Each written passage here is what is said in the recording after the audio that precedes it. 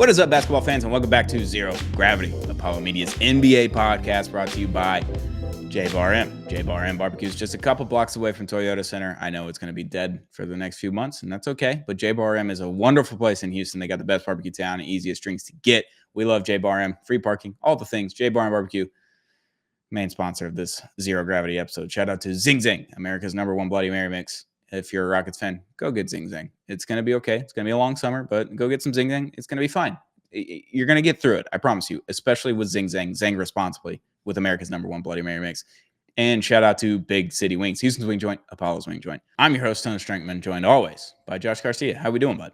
Oh, man, pain, sadness, memoriam for our beautiful Rockets this season. Game 7 couldn't have gone any worse. It was just, you were so close the entire time. You cut the lead to 3 and 5 multiple times. Buddy Hield rips the hearts out of millions of sad and hungry children, young men, women, anybody who was watching this Houston Rockets team. It was a disaster class of all disaster classes. I'm going to try and be as frank as I can because I want my words to be understood, and not in the emotional, angry way, but more so in the, what are we doing? This is 4 years of insanity. Jalen Green, I'm tired. I've tried. We all have really tried. We've all gotten dragged online, in person, everything defending you. People, all my coworkers hate me because I talk about Jalen Green. I'm just kidding. They don't hate me, but they hate that I talk about Jalen Green all the damn time because I'm like, oh, this might be it. This series might be it. The past 2 weeks of my life defending Jalen Green. They got to a point, use Prize Picks promo code Apollo. I was telling all my coworkers, Jalen Green, more than 48.5 points. I'm joking, not that much. But 8.5. Yeah, more than 8.5. Hey, we'll take that. I don't know where to begin because the guard play this series, outside, I mean, Amin Thompson had, I want to say it was about 4 kind of, he didn't throw a stinker down, but he had some very strange games. He was kind of driving a lot, and he was really trying to impose his will, which, hey, I'd rather have you shoot, 0 for 30 than 0 for 9, because 0 for 9 means you stop shooting. He was doing the right thing, making the right plays. Fred VanVleet was having just a Fred VanVleet ass series. There was about 2 or 3 games there where he was just hooping his ass off, and he was really being a playmaker, low turnover machine, almost a baby, but the uncle of Tyrese Halliburton, it felt like, and we'll get to him in a little bit. Jalen Green. Jalen Green. I've never seen someone's confidence be so just literally grabbed. You can see it being grabbed from his cold, hard hands. 8 points, 12 points, 11 points, 9 points, 5 points.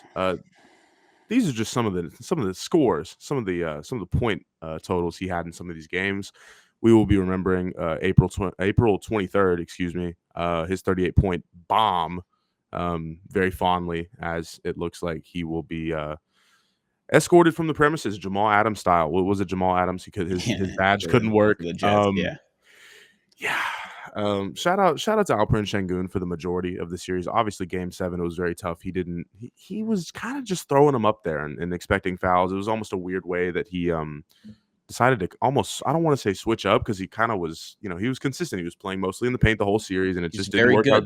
It didn't work out Game 7. Kevon Looney, talk about a glue guy. Talk about a 2-point game guy who just gets the job done. Much more ethical than Draymond Green. Kevon Looney will always have my respect. I would like to do the Daryl Morey tweet. Congratulations, Warriors. Congratulations, Warriors. You come at the king, you best not miss. Congratulations at Warriors, over and over here. But again, I don't know who to get mad at. Am I mad at myself for trying to cope and think that this was going to all work out? Am I mad at certain players for Mr. Jalen Green? You are public enemy number 1. I don't know what else it is. I'm glad I can watch the end of the postseason with little to no stress, and we can get into the nitty gritty of it all. But for what it's worth, I mean, this team just didn't have it Game 7, and that was truly it. And I don't want to get mad any more than I already am, but it is what it is. I've had 24 hours to understand and decompress from it all, and it's a young team. You keep most of the core together. You don't you don't try to make a huge trade this offseason. I wouldn't be surprised if, we have a little bit of draft capital. I mean, not on OKC's level or anything like that, but Jalen Green's trade value has absolutely diminished this offseason, or this postseason. You would be lucky to receive, a top 40 or top 50 player if you attach Jalen Green with 4 picks or 3 picks, or Jalen Green and insert other young player here. Keep everybody together. Don't panic, and it is what it is. You're going to struggle, especially in the beginning of new rebuilt teams like this. It is what it is. Take it on the chin and move forward. Yeah. So let's do a little comparison here. 2 sports. It's 2 different sports. So hockey, basketball. Obviously, got Clean Sheet of Ice, Texas Hockey Podcast on Apollo Media. Having a great time right now. Had a beautiful Game 7 on Saturday. I was manifesting that we both had beautiful Game 7s. They were on 2 separate days. I thought we could do it. We could stretch it out over 24 hours. Didn't work that way. But Jalen Green was the number 2 overall pick, correct? 2021, I believe. Wyatt Johnston, selected by the Dallas Stars, I believe in the same draft, same draft year. Wyatt Johnston's still 21 years old. He turns 22 this month, I believe. He's been in 3 Game 7s in his playoff career. Obviously, he comes in as a rookie. He blows it up. He has an awesome year, but he's on a veteran team and a good team nonetheless. Like, he's on a different situation than Jalen Green was. But his first Game 7 in 2023, round 2, he scores the game-winning goal. Scores the game-winning goal in Game 7 as a 20 or a 19-year-old. He was 19 when he scored a game-winning goal in Game 7 in the Stanley Cup playoffs.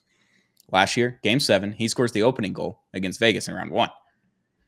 This year, round 1 against Colorado Avalanche, arguably one of the best teams in the Western Conference, 1 or 2, if you look at it with Dallas and Colorado. He scores the game-winning goal again with like less than 4 minutes left in Game 7. He's the youngest player to have multiple game-winning goals in Game 7 in the Stanley Cup playoffs. There are 2 scenarios with like stud draft picks. And you look at it this way. It's Jalen Green or it's Wyatt Johnston. Like, that guy's either going to fucking hit and he's going to hit hard, or he's going to hit in a completely different way and he's going to punch you in the mouth in a way that you did not want to be punched in the mouth. And Jalen Green, for as good as he is, the entire season last year, the entire season this year, we're just like, be consistent. And we saw a lot of that this year. We did. And then the playoffs happens and he has one good game. The games that you won, he had double-digit scoring, but only one of them was exceptional. The rest of them were, what, 12, 11 points? Like, you cannot do that, especially when you're given a $100 million contract, especially when you're supposed to be a cornerstone of this franchise and leading them into a new era of Rockets basketball without James Harden, without Tracy McGrady, without Yao Ming, like without Shane Battier, like without all of these guys that you had for so many years, for decades. You're supposed to be one of the guys. You and Şengün. You were the 2 guys that are supposed to carry it. Şengün was very good this series. I don't think he was great, but I thought he was very good in doing what he could with what he was given until Game 7, where it looked like he was begging for calls and looking for calls when he should have just bullied his way into the paint a little bit deeper and get a better hook shot up or a better layup. Like, he shot like 45% or 42%. I can't remember from the field in the series, which is, or maybe it was just Game 7, but not what you want to see out of those 2 guys. But it's not a just 2 guys game. And that's the issue with the Rockets. It's like everyone just kind of shit the bed in Game 7. And that's the most demoralizing part about this season, because you had an awesome season. You're the 2 seed in the Western Conference where no one even picked you to make the playoffs half the time except for Apollo HOU. We did. We all picked y'all. And I assumed that you were going to be high play-in, maybe 5 or 6 seed. And if you had a really good season, then obviously all of a sudden you win 50-plus games. You have a really good defense in the regular season. The team doesn't look like good half the time when you're just winning a lot of games, which is exactly my brand of basketball. I love that brand of basketball. And then to have that Game 7 from everyone, not just Jalen Green. It's just, there were so many different things. Ime Udoka got out-coached in Game 7 just by having the double big lineup, getting it to 3, and then saying, hey, Steven Adams, you're out. Tari, you're in. And then it just all fell apart after that. It's absolutely demoralizing. I do feel for you guys. I know as a Mavericks fan, like, I shouldn't feel for you guys, but I do, because I wanted y'all to have some happiness while I was having some happiness with the Stars. Like, it would have been fun to have a double playoff run with the boys, but It's tough. And where you go from here is like, who can you bring in? Who's the guy? You Not don't have only a that, guy. do you jump the gun and say, "Oh, fuck it, let's go trade, two young players and some picks for someone who's much better than those two young players at this very moment," or do you just keep everybody together and do the OKC method and win, I don't know, 59, 60 games next year, and just go for? I don't know because The if problem you don't have is, a 1A guy, that's you when know was the last NBA superstar that you remember that came in and was like, oh, it's just a guy. Like he's the 15th pick or he's the 36th overall pick, like Jokic. Like it's Jokic and Giannis. Those are the only two outside of like the top 5 in the lottery that everyone's like, oh shit. It took them 3 years and all of a sudden they're like one of the best players in the world. yeah, no, That's those are the only two guys. yep, So like I four can't four say like years, a 4 2 years, pick and another lottery pick in Shingun, right? Or a 15th or 16th pick. I can't remember what right? it was. Like Jabari Smith Jr., another high lottery pick. Like all these guys have to show something, and it had to be this year in order for me to be like, okay, we're good. We'll just keep building off of what we did. And now, after seeing that game 7 performance against a team that's significantly smaller, I know they have all the playoff experience and all that kind of stuff, but they're older. They're not as good as what they have been. I think they're a good team, but I don't think they're that good. You should have just won the series, and then we wouldn't have this conversation. Then Yep. next year, you just bring everybody back and you build off of what you did. But now I don't know how you come back from this. Ime Udoka has to change some coaching things. Like I know he doesn't have Jason Tatum or Jaylen Brown and all that kind of stuff, but This is golly, it's this is frustrating for nasty. someone that's just watching it and not a fan of the team. And that's the hardest part is you take that leap and let's say it all gets blown up in your face like Brooklyn Nets style or Yeah. something like that.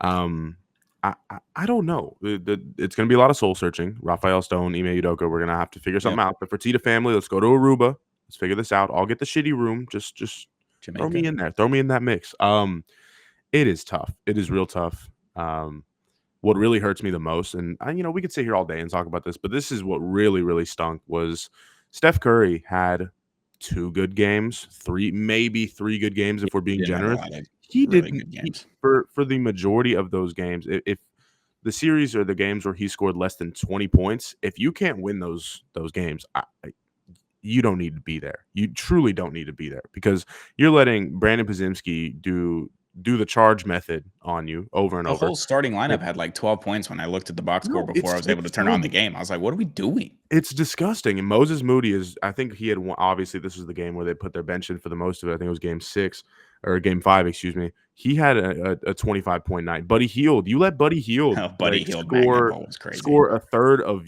the Rockets points. Of whatever the Rockets point total was, and you get just torched Bad. by someone who is just doing catch and shoot methods all around the damn court. I don't think, but it feels like Buddy Hield didn't even take a damn dribble that game.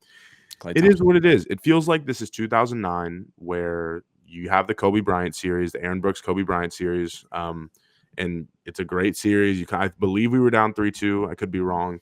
I mean, we might have been up 3-2, and you come in at home, game 7, and just choke it all away. You lose by 20 points, and obviously 68 points or 70 points in 2009 NBA is like 85, 90 now, and it felt eerily similar. You were just like, oh, you're close, choke it all at the end, and there's no point to blow it up. You're just starting the damn thing. I really hate that reactionary fans are kind of taking this over. I'm even seeing like the Darko Milicic comparisons with like the draft board from 03 and then the draft Darko board of was never 21. good, is the issue. And the thing is, it's like you don't have anyone else to blame with Jalen Green but Jalen Green. It's not like he's gotten hurt crazy amounts. He's played 82 games for back-to-back seasons now. You don't see that, especially out of younger guys too. I mean, you might get that out of a I don't want to say feeble Chris Paul because he's played all 82 games, but you get that out of a play style or a player like Chris Paul. And I don't know who to blame anymore because Jalen Green's healthy. He's played every game for the past 2 seasons. Like I said, it's all on him. And seeing that damn Wingstop commercial after the Rockets lose, Jalen Green, safe to say you're the shittiest, the fartest. It kills me. Sorry, Big X the plug. Yeah. This shit kills me, man. Where do we go? What do we do? Gonna be a long summer. Let's just enjoy Warriors T Wolves. I'm truly excited. I can't wait. We'll get to that. Yeah. So Rockets, we'll save the rest of our Rockets talk this season for the offseason. Rest in peace to the 2024-2025 Rockets. It was a good run. You had a blast in the regular season. You had some good games in the playoffs, and you saw a lot of progress from a team that we thought we were going to see some progress from, but not this much progress. So take solace in that. You had a fun season, and I know it didn't end the way you wanted to, but sometimes, most of the time, our teams never win. Yep, I've all the time. I've only seen my team win once in basketball. Like I've never seen the Stars win in a Stanley Cup playoffs. I was 3 years old. I didn't watch that. Yep. Or if I did, couldn't remember it. So I don't know. You don't see your teams win often. So take solace in winning 50 plus games in the regular season, and you just build off of that, or you make a move in the offseason and you build off of that. So we'll see what happens with the Rockets. Warriors advance on to the second round. Other teams that advance on to the second round, the Nuggets. Denver Nuggets in Game 7 went on like a 35-7 run at one point in the third quarter, and James Harden had yet another playoff stinker. It's just Rockets haters just getting all the tweets off. Rockets fans getting all of the remorse, just like, this is terrible. Our guy just stunk it up again. It's like games 1 through 3. He's like, man, James Harden in the playoffs, huh? He's switching the narrative. And then 4 through 7 does it again. So the Nuggets, they move on. We wanted 7 games. I didn't want that 7 games. Oh, that 7th game was disgusting. The Russell Westbrook hang on the rim dunk. That was good. Hilarious. That was very funny. It was a revenge Russell Westbrook game. You look at Russell Westbrook's stat line and you're like, oh my God, he's actually like pretty efficient. He's like getting like 17-point games with assists and rebounds. Like, oh my God, this is a fraction of the Brody we once knew. Russell Westbrook is overhated because he makes bad decisions at a lot of times, and so his misses are just so bad. I mean, there's compilations of him hitting the side of the backboard on like face up or like post up fucking it's really bad mid rangers. It makes no sense to me. But it's a terrible Game 7. It's kind of sad because that series was electric start to finish. Norm Powell belongs in jail. James Harden, you belong in a strip club on Fondren. Welcome to Dallas, James Harden. Sure. Zion's we need a point guard for about 5 months. So just 5 months.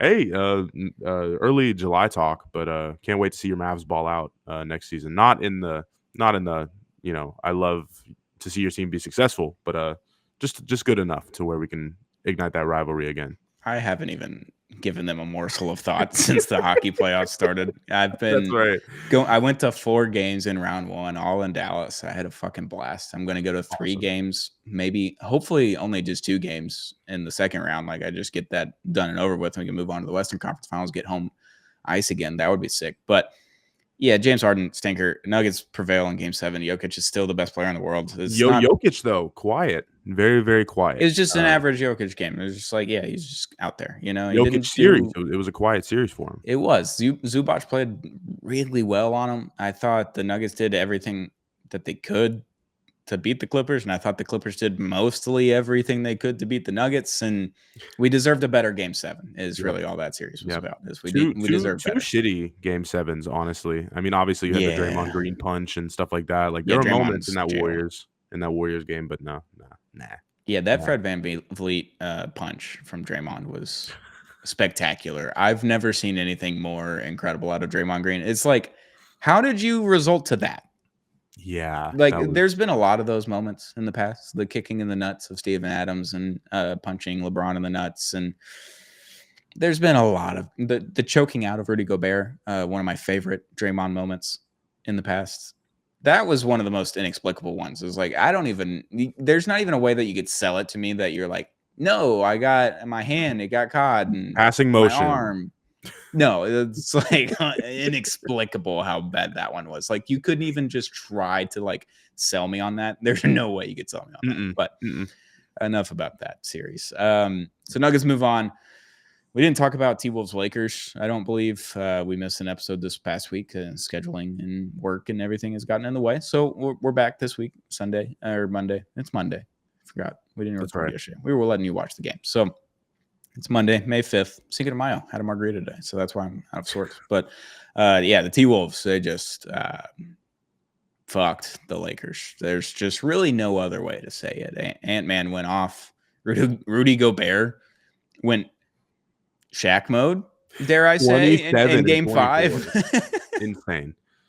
Yeah, the Lakers have a lot of issues to address in the offseason, and the Timberwolves like, hey, it took you a while to get to this point, but you're kind of looking like the T-Wolves of last year in round 1. It's like it progressed significantly. Like last year, he's the shooting guard. He's going to put up shots. He's going to do a lot of things. And the playmaking wasn't there just yet. I think the playmaking might be pretty close with Ant-Man.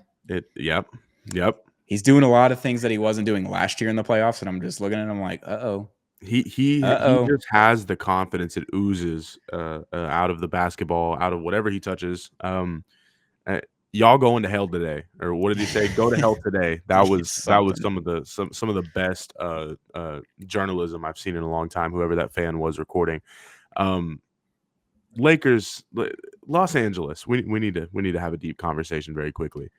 The lack of bigs, we can sit there and cope all day. Obviously, that's the main. Tried to get one at the deadline and it didn't go through. Yeah. You go obviously. Yeah, R.I.P. Mark Williams. Although the Lakers just rescinded that trade, so that's their own fault. He would have killed. I think awesome. He would have killed. He would have been so sick with Luka.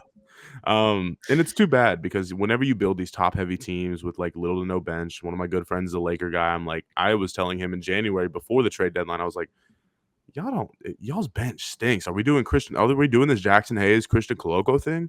And of course, they kind of got screwed over with the whole physical, and then they rescinded the trade offer and all that.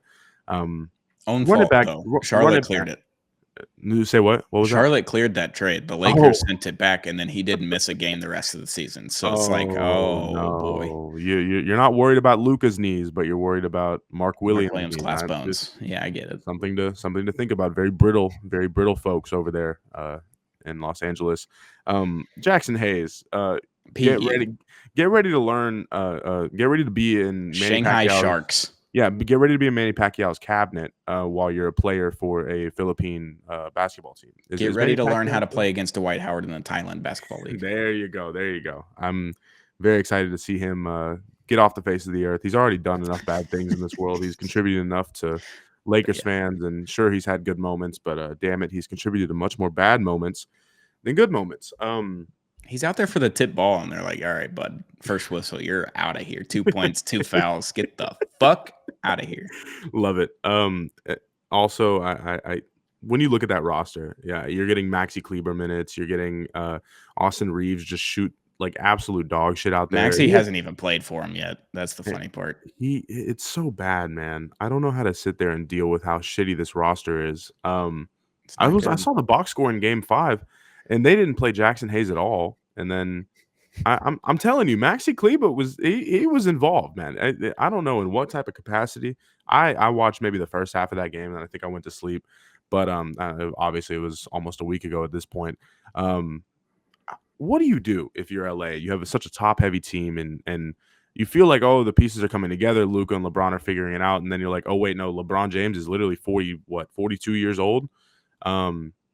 He can't do every damn thing, and he had a terrible series. I can't lie. LeBron was. It just seemed like he didn't give a fuck. And Luka didn't have a really great series either. No. So that's going to have to get figured out. I don't know if they're going to do a sign and trade with Austin Reeves, or some type of situation this offseason, because something's got to give there. I don't. I'm not saying that Austin Reeves is a bad player or anything, but if they're going to shake things up and try to keep, competing, something's got to give. And this center class is not great. Naz Reid is not going to sign with the Lakers. Naz Reid is going to stay in Minnesota. I'm damn sure of it.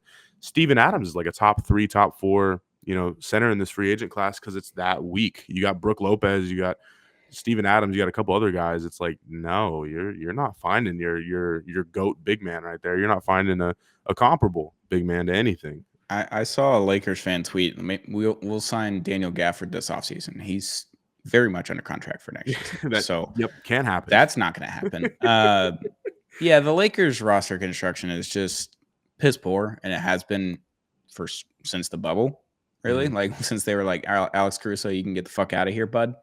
Like, since that season when they won a bubble championship, and the roster construction has just not been good enough. Obviously, you have your big man and you have LeBron. Like, you have enough. And then Austin Reeves, like, you've got 3 decent guys. Like, you got one of the best two-way players in the game. You got the best player of all time, arguably, with LeBron, and then you got Austin Reeves, who's fucking awesome, number 3.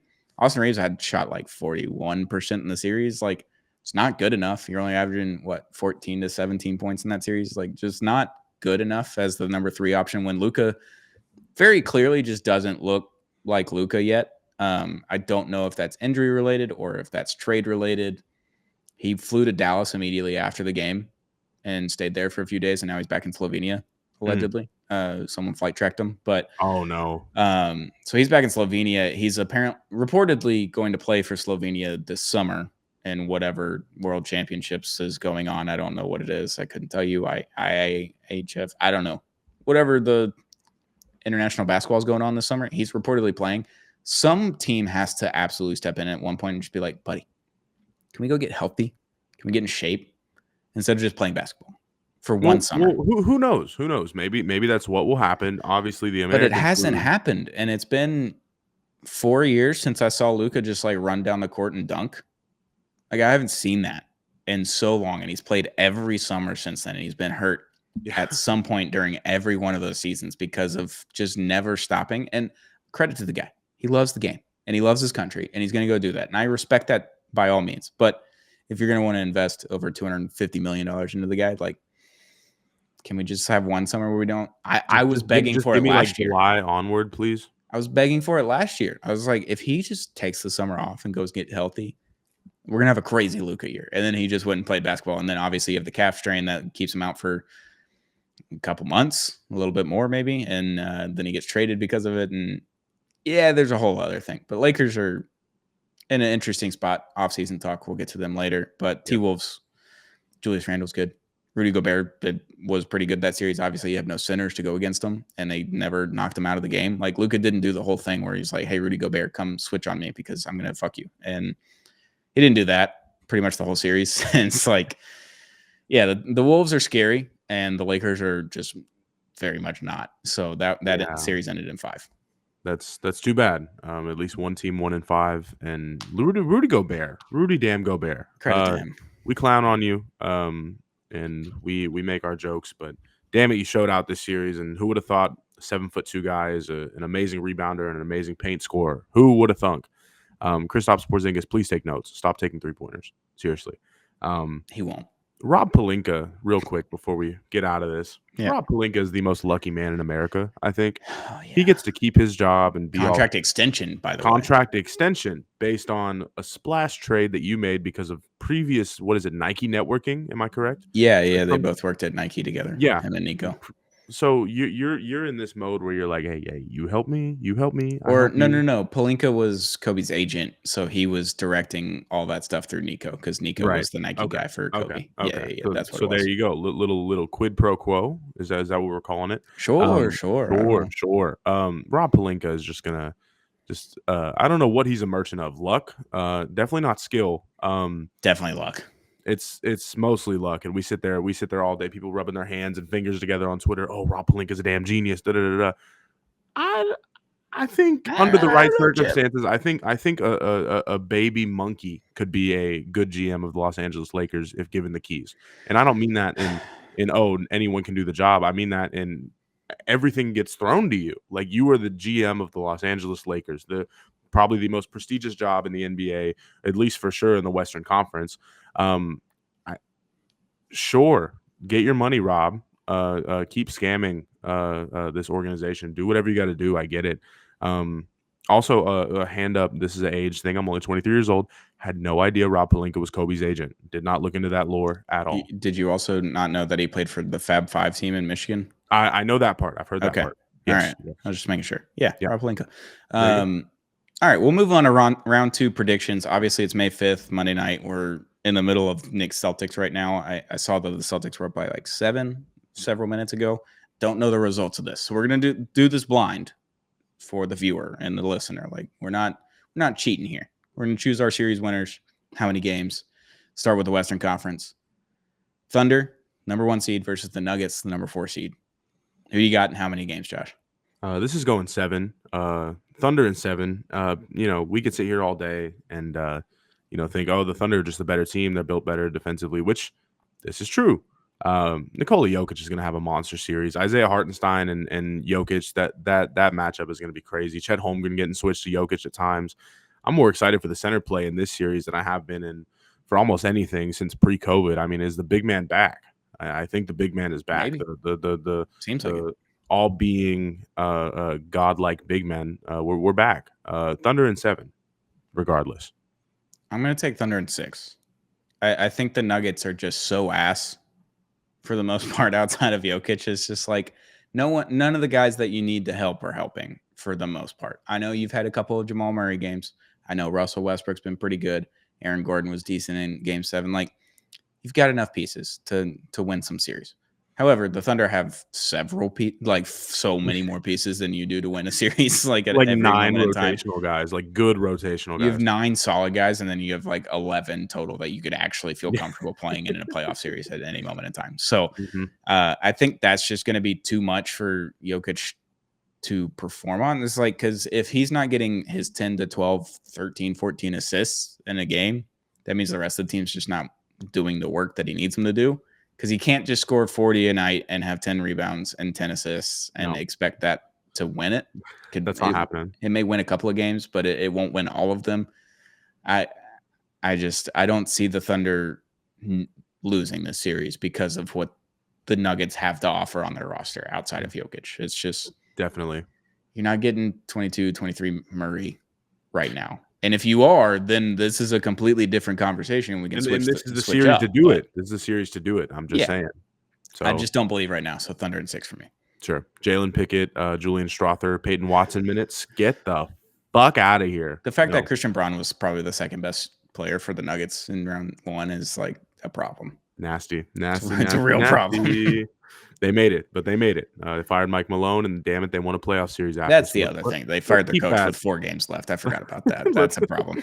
That's a real problem. That momentum. It's like how we'll keep saying this in the offseason. Oh, my God, can you believe they traded Luka? Same thing with Michael Malone. Can you believe they fired their coach? Like 4 games left? Like the Taylor Jenkins method just dropped. Yeah, I kind of like that the NBA is starting to do what hockey does. It's just like the middle of the season, their coach is just not good enough. They're like, fuck it, fire this guy. We'll bring in either a new guy or an assistant just gets elevated, and all of a sudden that team makes it to the Stanley Cup Finals. They're like, holy shit, that was crazy.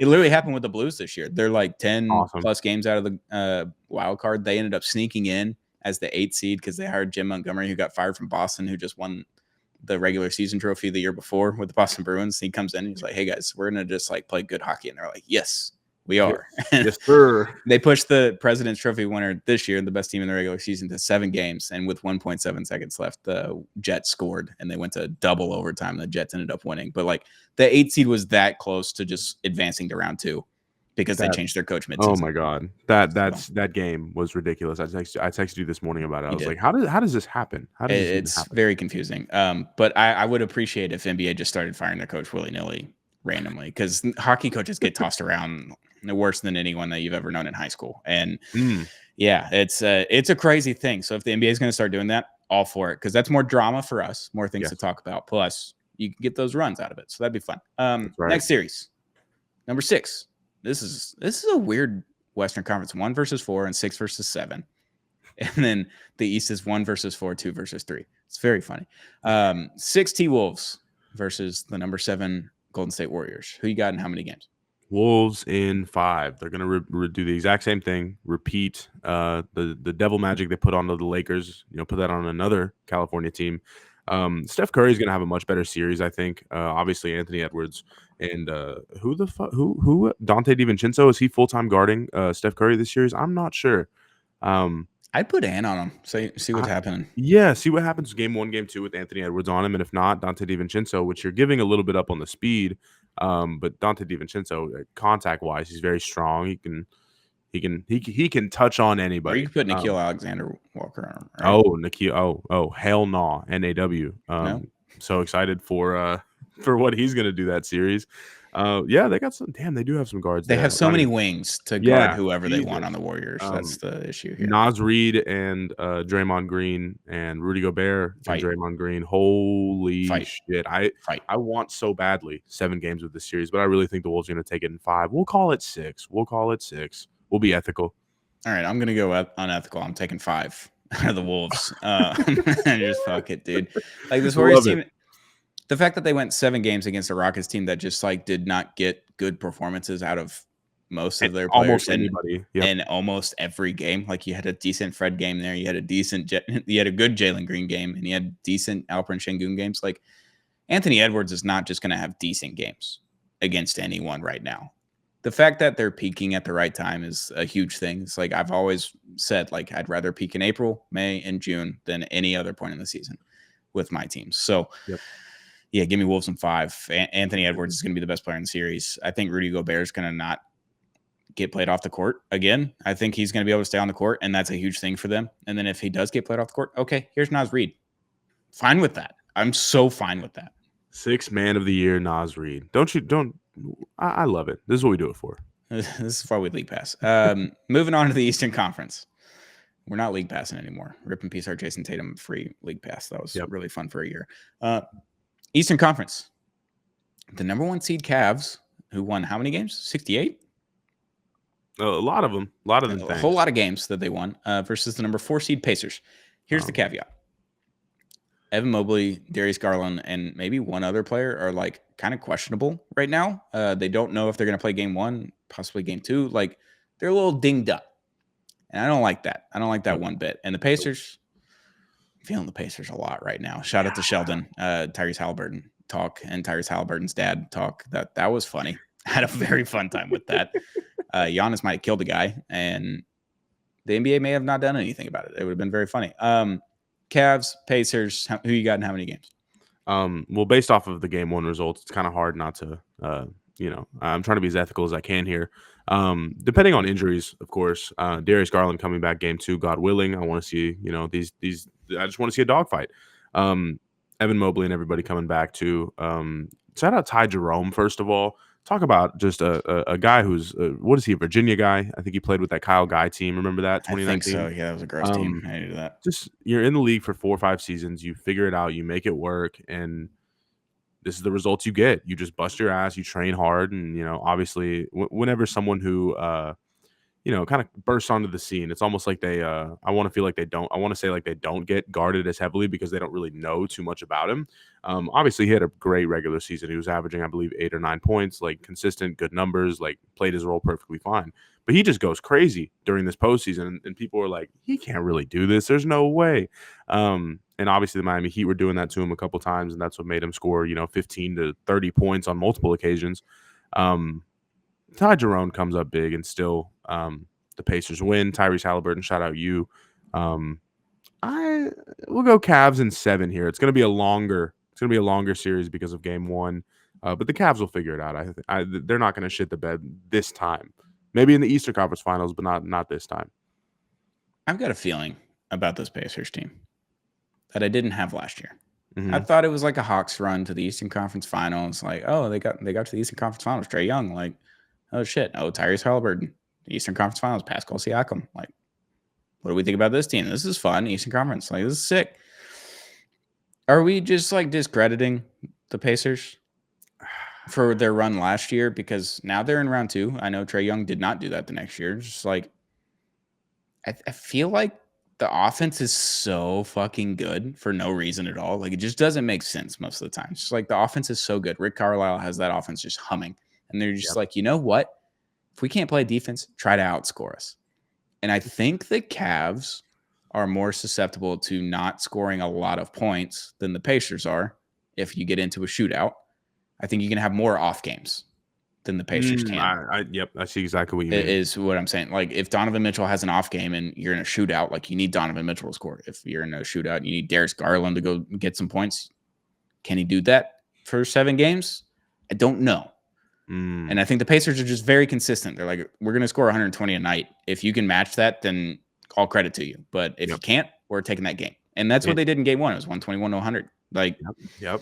Andrew Nembhard, playoff riser. Benedict Mathurin, playoff riser. Shout out those guys. A fun ass team. I mean, truly, like, it is very fun. It's truly fun team. I'm rooting for D'Antoni's Indiana. Suns, kind of like, it's different than what's happening right now in this era. Like, they're obviously shooting threes and doing all the things, but they're playing so fast in comparison to other teams. And I think that's where I'm leaning. I'm going to go Pacers in 7 because I do think, like you're saying, the Cavs are going to be able to outlast them. They're going to be able to outshoot them and they're outscore them and all that kind of stuff. But I think the Pacers just have that one extra notch in scoring There's that the Cavs something may there. not have. There's something there that you can't see. It's intangible, but you feel it, and I know exactly what you mean. I feel it too, but It's a I'm higher just beam. saying I can't pick against the number 1 seed. I'm rooting for Indiana, That's and fair. I want you to be right. I want Indiana to go to the Eastern Conference Finals and just shit on Boston, or if they somehow play New York, have them in New York have a great series. It's 1994 all over again. That'd be fun. That'd be great. I'm so excited to see what comes of this Pacers team. Shout out my good friend for going to Arizona, telling me all the Benedict Mathurin stories. I know some good lore All right. about that squad out there. Sure. Yep. All right. Last matchup we will talk about: number 2 seed Celtics versus the number 3 seed Knicks. That game is currently going on, game 1, and I don't know the results of it. It may be over by the time that we're recording this at 8:30. Couldn't tell you. Give me Celtics in 5. Really? I have no faith in the Knicks right now, based after that round 1 series. I'm just like, everyone's kind of hurt. We are Jalen Brunson tied at 100. Bad journalism here with 30 seconds to go. Tied at 100. We might I might have to throw this on the little streaming device. Okay. Yeah. We'll get this done pretty quick so we can go finish this up real quick. But yeah, I'm taking Celtics in 5. I think Jason Tatum blows up against the Knicks. He just goes all the way off every time. He has all season. He did all last season. Like, I just don't. This Knicks team just seems disjointed. I think it's time for Tibbs to get out of there, because they have a team that's not built for Tibbs is the issue. It's like they have a super offensive heavy team with guys that can just score pretty much everywhere. And then you got a couple wing defenders and things like that. It's just Tibbs is all defense, all minutes. And I don't know if this team is built for it. And I'm screaming from the rooftops, give me a new coach that can do what Rick Carlisle is doing in Indiana. Like, just do that in New York. Holy shit. That would be fun. But yeah, give me Celtics in 5. We've been doing the Tom Thibodeau bit all season. I don't want to sit here and say it's tired, because every time you talk about it, it's hilarious. But It is. It's I don't know. There's something about this Knicks team. I love them. It feels too sloppy in a good way. It feels like this team just will figure it all out within a 7-game series. And I really think that, I don't know, something about Knicks in 7. It's calling my name. I can't disagree. I would love that. I just don't have faith. Yep. That's my issue. Hey, me neither, but I'm going to go out on a limb. The same reason I have blind faith in the Pacers in that other series. Like, I just don't have enough faith in the Knicks to do it against the Celtics team that seems like it's playing very good basketball right now. I know they played the Pacers or the Magic in round 1, and it's just like no one really had a matchup except for the Knicks. Like, they matched up horribly against the Pacers. So it is what it is. I don't know. Give me Celtics in 5 and see what happens in this game 1. Sure. 100 sounds fun. We're going to go ahead and do some live podcasting here. I'm going to go ahead and do a play-by-play. Jason Tatum has about 5 seconds on the shot clock. He dribbles. He takes a step back three-pointer with 10 seconds on the clock and misses it. Derek White attempts to get the rebound, and Jalen Brunson, Josh Hart, gets the rebound. The Knicks get the timeout off. That was actually Deuce McBride. Gets the timeout off. We're pulling this up. 5.5 seconds here. We're pulling this up on the old YouTube TV at the other Garden. So the Knicks are going to have a shot here. To win the damn thing, tied at 100. This is a childhood scenario playing out in real time. We've got an ad break going on here, so either we could kill time or no. This is a timeout. Knicks called timeout with 5.5 seconds left, so they have a shot to go win this game right now. It could be the only game that they win. I don't know. Yep. Couldn't tell you. Live podcasting, that was fun. That's right. All right, let's go watch this game and get through the commercial break real quick, and then we'll sit here and watch after we're done recording here. But it was a fun round 1. I thought there was some good series. I thought there was some really bad series. It is just what it is in the NBA playoffs. Like, you're not going to get 7 games out of everyone. We got 1. We got 2. They weren't good, but they were there. It still said game 7 next to it. So that was fun. Round 1 is over. We're into round 2. One of these teams will be crowned champion at the end of June, and we're going to have a damn good time talking about it the rest of the summer. Can't wait. Let's go basketball, baby. Woo. Can't wait. Stress-free. Yeah, I don't have to leave home and go to an arena this week. So that's really cool until Sunday next week. So get to sit at home, have the dual screen up. I'm excited and get a little bit of hockey on the TV, a little bit of basketball on TV. I can't wait. I'm so excited. Oh, yeah. You're playing the game the right way, buddy. I love it. Can't wait. But Josh, thank you for joining me. We'll talk more about round 2 later this week. Maybe we have 3-man weave back. Maybe we don't. Who's to say where Sheldon's at? I don't know what he does. Well, Stone, hate to bother you, but we're just sitting here. The inbound's going off. All right. Let's talk about it. Let's talk about it. Yeah, inbound's happening. I'm watching it on my phone. Okay, yep. Somebody gets fouled here. Has to, right? They're trying to foul him. Oh, yeah. They fouled. Looked like Josh Hart before Mikal Bridges got the ball. Do we have a foul to give situation here? They used it in 0.5 seconds. I don't like that. It looks like there's no bonuses side up out here. So we're going to the side out here. Sure. Are we going to get another timeout here? Boston's the only team with a timeout. Let's see. Jalen Brunson is doing the side out here. He is. Cat gets the ball. Oh, you're ahead. Okay. Oh no. This is bad. Jalen Brunson had a great look at the hoop. Oh, he did miss that. That's unfortunate. In less than a second left. That game's going to overtime. So live podcasting there. That's right. Game 1 overtime. Who's to say who wins that one? I don't know. You'll find out tomorrow on Zero Gravity after you watch the game. Yeah. Shout out to you, Josh. Shout out to the listeners. Hit that subscribe button if you haven't already. Shout out to our sponsors, J-Bar and Barbecue, just a couple blocks away from Toyota Center. Free parking, best barbecue in town in Houston. Go to J-Bar and Barbecue today, not Monday, because they're closed on Mondays, but the rest of the time, go to J-Bar M. Shout out to Zing Zang, America's #1 Bloody Mary mix. Rockets fans, it's okay. Go get your Zing Zang. Have a good summer. Get through free agency in the drafts, and it's going to be fine. October's coming soon. Just go get some Zing Zang to make it through. And shout out to Big City Wings, Houston's Wing Joint, Apollo's Wing Joint. Josh, I can't wait to watch more basketball. I'm going to go watch this overtime game. It's going to be delightful. Yeah, good episode. We'll be back very, very soon with another episode of Zero Gravity, Apollo Media's NBA podcast.